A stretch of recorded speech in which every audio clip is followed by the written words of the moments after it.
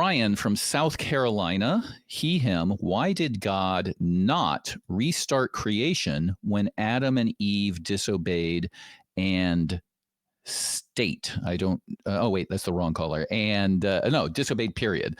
All right. So, Brian, do I have your question correct? You do. Yeah. Yeah. I mean, of course, there's more to say, but that is the gist of it. I'm going to turn it over to Justin. What's your best explanation if you put on your theist hat there, Justin? Yeah. So, if you ask a theist, they're going to say, well, because of free will, right? God didn't want to intervene into free will until humanity was a completely lost cause. But the problem with that notion is that God would have known already that humanity was going to be a lost cause and he was going to have to wipe them out.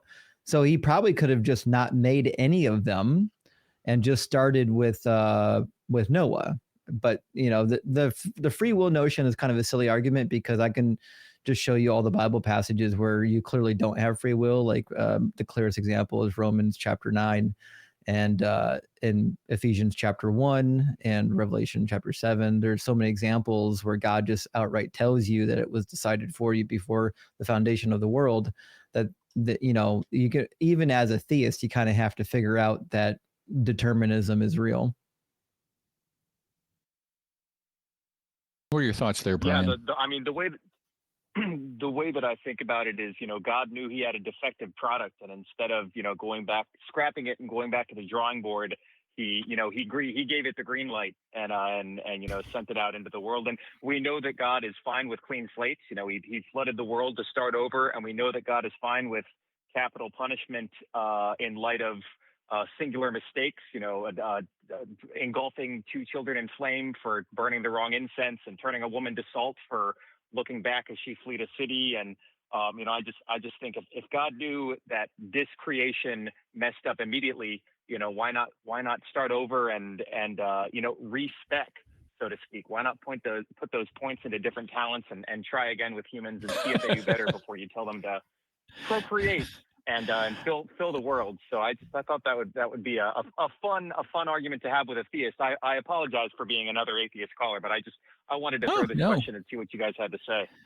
No, it's fun to sort of theory craft this. Like another possible explanation is, if you look at the story of the Bible, it is a story of a God who is not omnipotent and all-knowing, right? It's a story of a God that is more like the animistic gods of old, a God that comes up and tries to do things and then runs into problems that he didn't anticipate and then tries to fix those problems.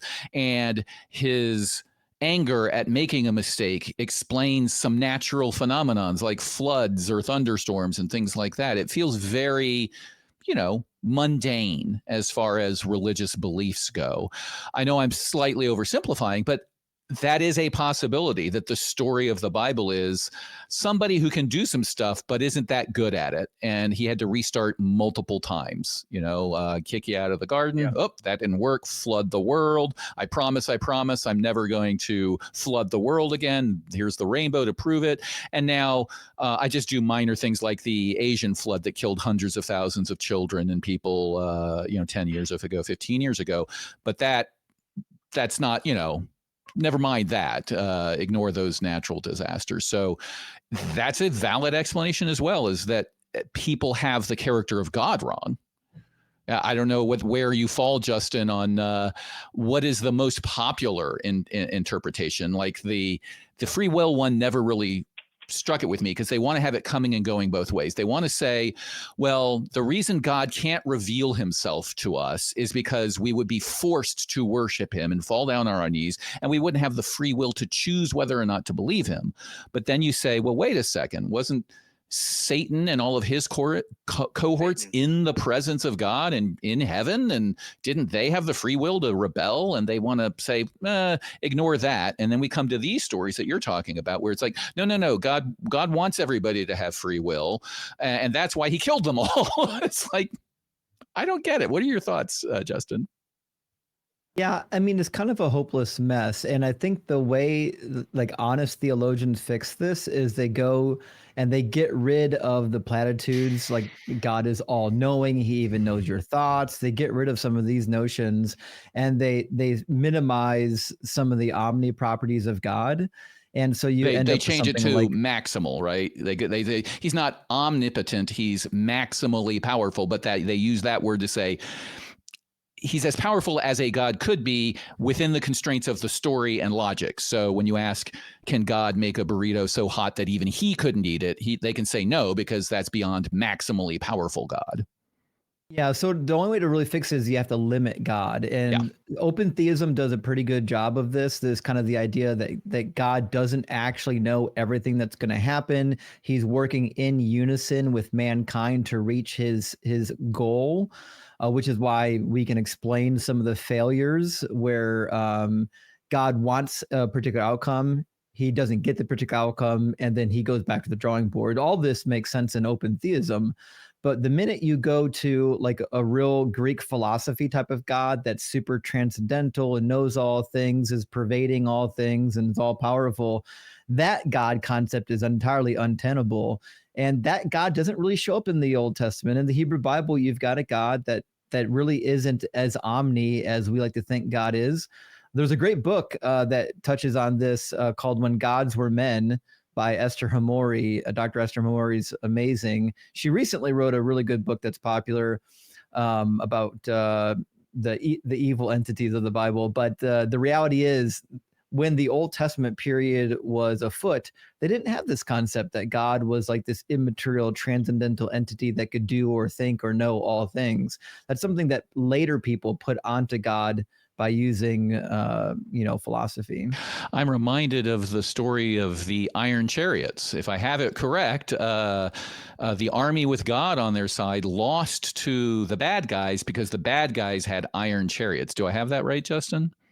Yeah, Judges 119, I believe. Listen, And look at there's this. a He's like off the top of my head.